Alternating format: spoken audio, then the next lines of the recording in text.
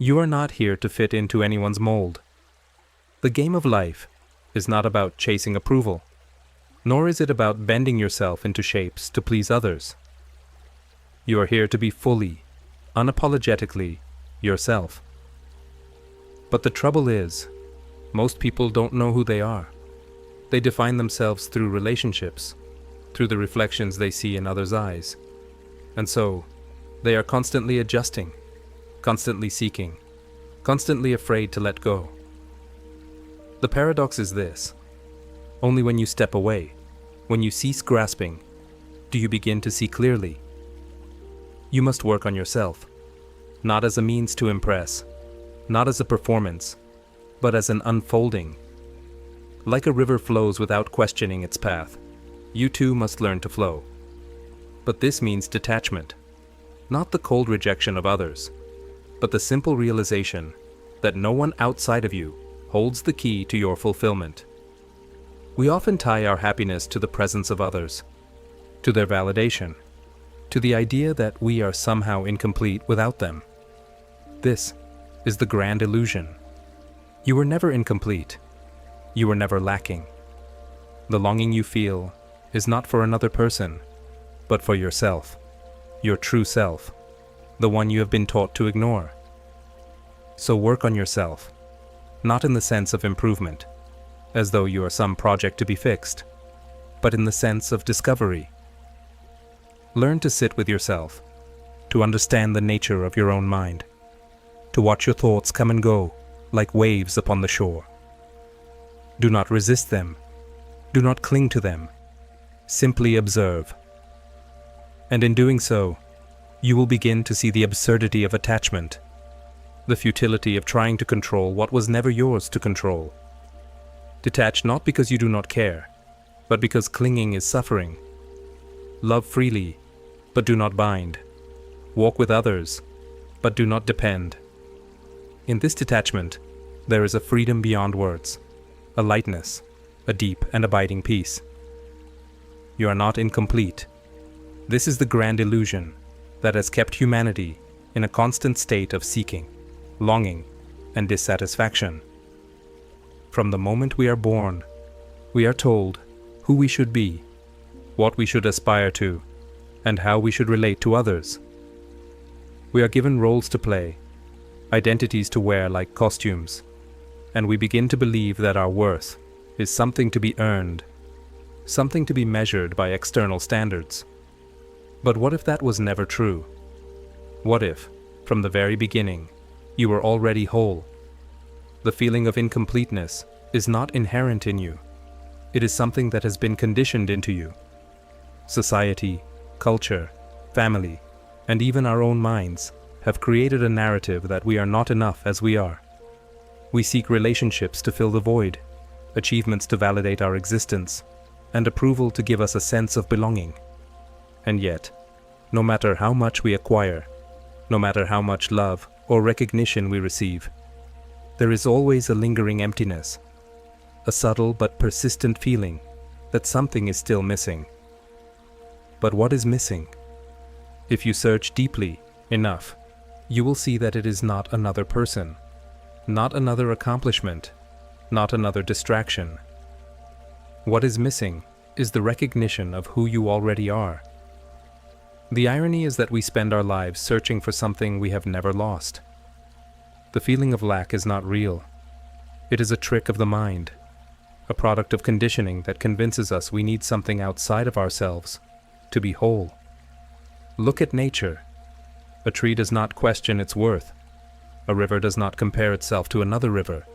A bird does not wake up wondering if it is enough. They simply are. They exist fully, without hesitation, without seeking approval. And yet, human beings have created a world in which we are constantly measuring, judging, and questioning ourselves. We have become so lost in these ideas of inadequacy that we fail to see what has been true all along. We are complete. When you feel incomplete, you begin to attach yourself to things, people, and experiences, hoping they will make you feel whole. But attachments are like mirages in the desert. They promise fulfillment, but never truly satisfy. You may find comfort in another person's presence, but the moment they leave, the emptiness returns. You may achieve a goal and feel temporary joy, but soon after, you look for the next thing to pursue. This endless cycle of seeking keeps you trapped in the illusion that something outside of you can complete you. What happens when you stop seeking? When you no longer chase fulfillment, but instead turn inward to see what has always been there? There is a moment of deep realization that nothing was ever missing. You were not lacking. You were simply unaware of your own completeness. This is not something you have to acquire. It is something you have to recognize. The key is to see through the illusion. The world will continue to tell you that you are incomplete, that you need more, that you must become something greater. But what if you no longer believed it? What if you could let go of the idea that you need fixing? What if you could embrace yourself exactly as you are, without the need for validation, without the constant striving to be something else? To realize your completeness, you must first let go of the belief that you are incomplete. This means stepping away from the need to be defined by others, from the idea that your worth is determined by external circumstances. It means understanding that love, success, and happiness are not things that fill a void. They are simply expressions of the wholeness you already possess.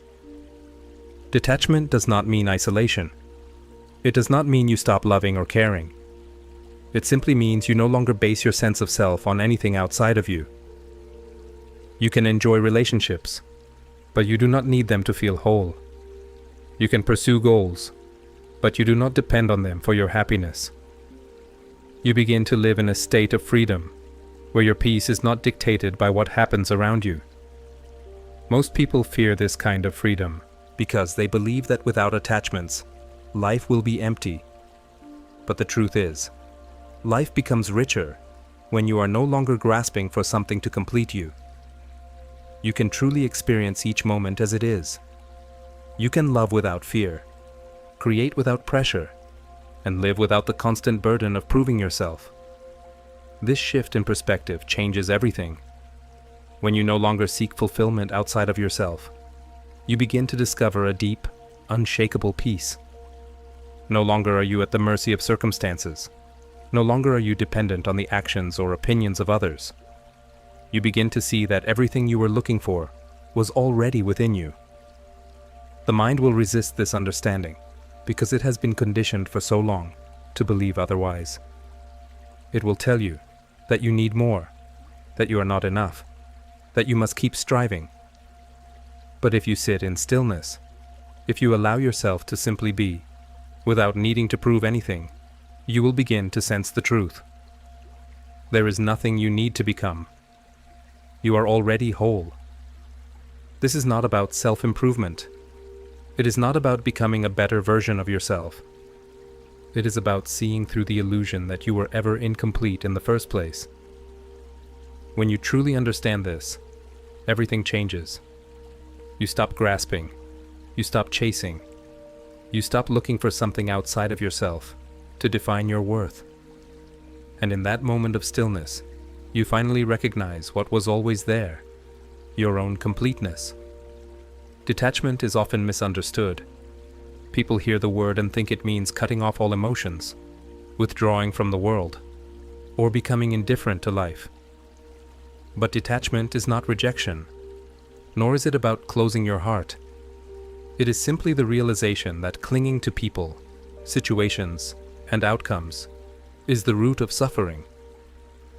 It is understanding that nothing outside of you defines who you are, and therefore nothing outside of you can truly complete you or take anything away from you. From the time we are young, we are conditioned to seek security in attachments. We form bonds, expectations, and dependencies on people around us. We look to them for validation, for a sense of self-worth, for a feeling of belonging. And yet, life is impermanent. People change, circumstances shift, and nothing stays the same forever. When we tie our happiness to something external, we set ourselves up for disappointment, because sooner or later, what we cling to will slip away. This is why attachment is not about rejecting others, but about freeing yourself from the illusion that you need them to be whole. It means you can love without possessing, you can care without controlling, and you can walk with people without losing yourself in them. Detachment is the ability to be fully present in relationships while knowing that your peace does not depend on them. It is an inner strength that allows you to engage with the world without being enslaved by it. Most suffering comes from resistance. The resistance to change, the resistance to loss, the resistance to uncertainty. People hold on to relationships that have run their course, not because they are happy, but because they fear being alone. They cling to past experiences, hoping to relive them, or project their desires onto the future, hoping things will unfold exactly as they want. But the world does not work that way. Life moves. People evolve.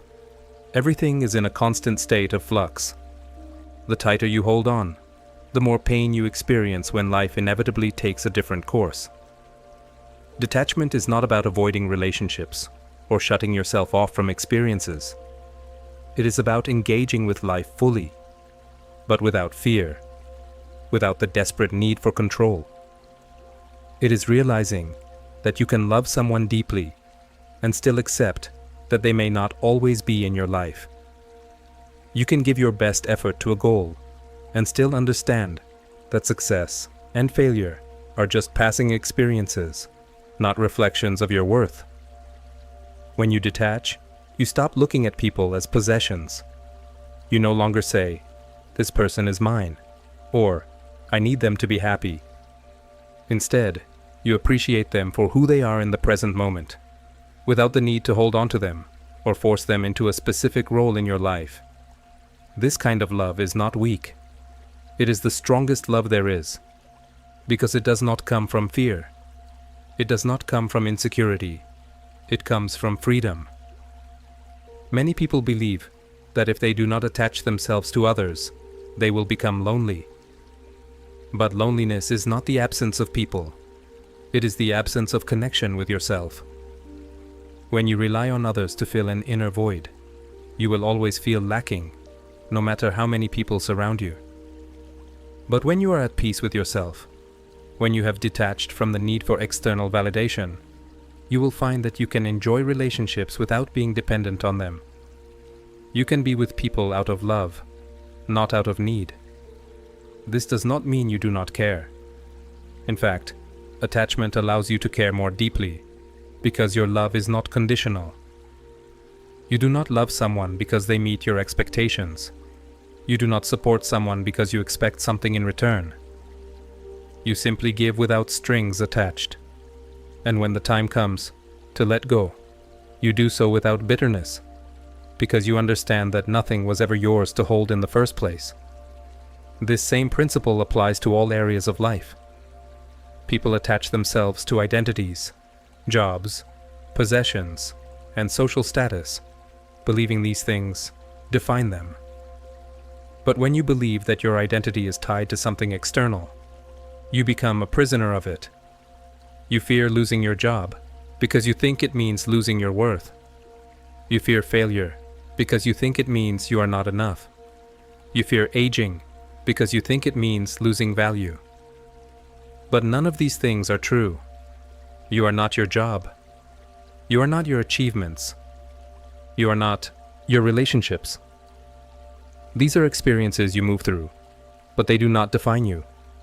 When you detach, you begin to see life as a flow. Things come and go.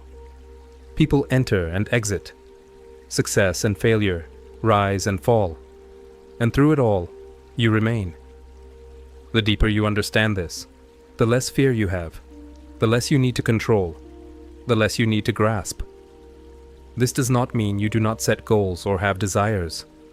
It simply means you do not become enslaved by them. You can work hard, you can build relationships, you can strive for greatness, but you do so with a sense of ease, knowing that no outcome has the power to make or break you. If you succeed, you celebrate. If you fail, you learn. If someone stays in your life, you appreciate them. If they leave, you let them go with love. There is no grasping, no desperation, only a deep trust in the unfolding of life. The practice of detachment starts by observing where you feel the most fear. What are you most afraid to lose? What do you cling to, thinking it will bring you happiness? When you see these attachments clearly, ask yourself, if this thing, this person, this situation disappeared tomorrow, would I still be me? The answer is always yes.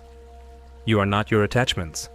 You are something much deeper, something that exists beyond roles, beyond relationships, beyond circumstances. When you begin to let go of attachments, a great weight lifts. You realize you do not need to control everything. You do not need to force life to go your way. You begin to flow, moving with life rather than against it. And in this state of flow, you experience a peace you never thought possible. You are free, not because you have abandoned love or ambition, but because you have released the fear of losing them. Life is not meant to be gripped tightly. It is meant to be experienced fully, with an open heart and an open mind. Detachment allows you to love without fear, to strive without stress, to live without anxiety. It is not a rejection of life, but an embrace of its ever-changing nature. When you let go, you do not lose. You gain everything, because in that space of freedom, you find the one thing that was always there, but was hidden beneath all the clinging: yourself. Most people move through life, weighed down by expectations. They expect others to behave a certain way, expect situations to unfold as they desire, expect their relationships, careers, and dreams to align perfectly with their imagined future. And when reality does not match these expectations, they suffer. But this suffering is not caused by life itself. It is caused by the mind's resistance to what is. At the core of this struggle is the illusion of control. People believe that if they try hard enough, push hard enough, manipulate the right variables, they can shape the world to fit their desires. But life is not a machine to be controlled. It is a river, constantly flowing, unpredictable, full of twists and turns that no one can fully anticipate. When you try to force the river to go in a direction it does not want to go, you exhaust yourself. You fight against the current, believing that only when things are exactly as you want them to be will you find peace. But peace is never found in resistance. It is found in acceptance. This does not mean you do not have dreams, goals, or desires. It does not mean you give up on love, success, or personal growth. It simply means you stop demanding that life follows your script.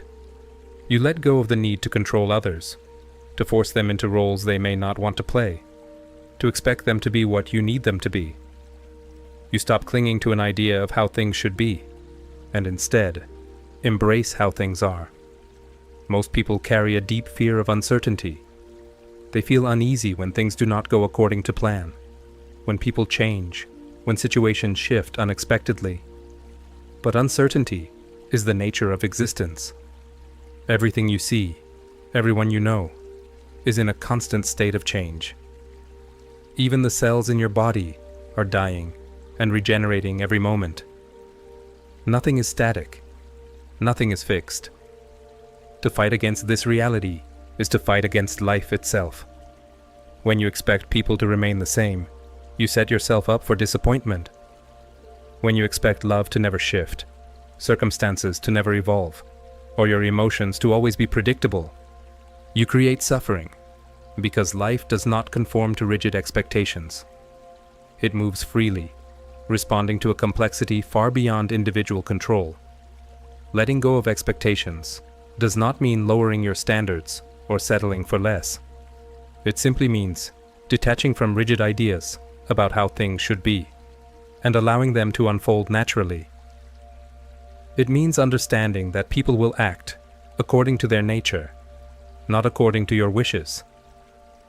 It means recognizing that love, friendships, and opportunities will come and go, not because something is wrong, but because that is the flow of existence. Most conflict in relationships arises because people expect others to fulfill needs they were never meant to fulfill. They want a partner to always make them happy, a friend to never change, a family member to always support them in the way they desire. But each person is on their own journey, shaped by their own experiences, desires, and limitations. When you place expectations on others, you put them in a box. You say, "You must behave this way for me to be happy." But no one exists to meet another person's expectations. When you let go of these demands, you free yourself and others from unnecessary suffering. You allow people to be who they are, rather than who you think they should be. You accept them as they are in this moment, without imposing your idea of what they must become. In that space of acceptance, relationships become lighter, more authentic, less burdened by silent demands. Letting go of expectations also means releasing the fear of failure. Many people do not pursue their passions, do not take risks, do not step outside their comfort zones, because they are afraid of not living up to an imagined standard. They think, "What if I try and I fail? What if I do not become what I want to be? What if I disappoint myself or others?" But failure only exists when measured against expectation. If you remove the expectation, what remains is simply experience. Every great artist, thinker, or visionary has faced moments where their plans did not work out, but they moved forward, not because they controlled every outcome, but because they embraced the process without attachment. They did not let rigid expectations hold them hostage. They trusted in their ability to adapt, to respond to the moment, to shape their lives through fluidity rather than force. Letting go of expectations also transforms how you experience time. Many people live in either the past or the future. They are haunted by regrets, replaying moments over and over in their minds, wishing things had gone differently. Or they project into the future, anxiously constructing scenarios of how things should unfold, fearing what will happen if they do not. But neither the past nor the future exists in this moment. Only now exists. When you release expectations, you stop living in a mental construct and start living in the present. You stop clinging to what was and stop worrying about what will be. You embrace this moment as it is, knowing that nothing outside of now is real. The mind loves to build stories, to create scenarios, to form attachments to ideas of how life should be. But all of this is illusion. The only truth is what is happening right now, and the more you accept that, the freer you become. There is a great paradox in letting go. The less you expect, the more you receive. This does not mean passivity. It does not mean you stop striving, stop loving, or stop creating. It simply means you move through life with an open hand rather than a clenched fist. You take action without the desperate need for a specific result. You love without demanding love in return. You pursue goals without the fear of failure. And in doing so, you experience a lightness, a freedom that no expectation could ever provide. When you let go, you realize that life was never meant to be controlled. It was meant to be lived. Every moment is an unfolding mystery, and the more you try to dictate how it should go, the more you miss the beauty of what is actually happening. But when you surrender, when you trust in the flow, you discover that everything you once feared losing was never truly yours to begin with. And in that space, you find something far greater than certainty. You find peace. Most people believe their happiness is tied to external things, relationships, achievements, status, or material wealth. They chase after validation, seeking approval from others, hoping that recognition will give them a sense of fulfillment. But no matter how much they acquire, there is always a lingering sense of dissatisfaction, a quiet voice that whispers, "There must be something more." This is because true contentment is not found in external attachments. It is cultivated within.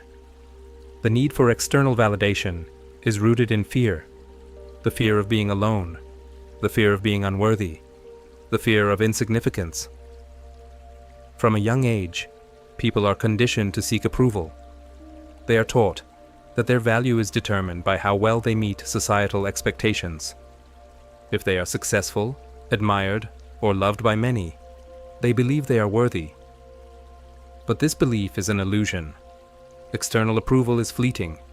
It shifts with changing opinions, circumstances, and time. If your sense of self is dependent on others, you will always be at their mercy. True freedom begins when you detach from the need to be validated by the world. This does not mean rejecting relationships, ambition, or success, but rather approaching them without the desperate need for them to define you. When you let go of external validation, you step into a space of inner stillness, where your worth is no longer a question, it simply is. You stop looking outward for confirmation of who you are, and begin to recognize that your existence alone is enough. Many people attach their sense of self to their roles. Being a partner, a friend, a leader, or a provider. They derive meaning from how they are perceived in these roles, believing that their importance comes from how well they fulfill them. But roles are temporary. Relationships evolve. Careers change. Circumstances shift. If your identity is tied to something impermanent, you will suffer when it is taken away. But when you detach from the need to be someone in the eyes of others, you find a deeper truth. You are not defined by your roles. You simply are. Detachment does not mean isolation. It does not mean withdrawing from life or rejecting love. It means engaging with the world from a place of wholeness rather than lack. When you detach from the need for external validation, you are no longer controlled by fear or insecurity. You can love without clinging, create without the need for recognition, and exist without constantly seeking approval.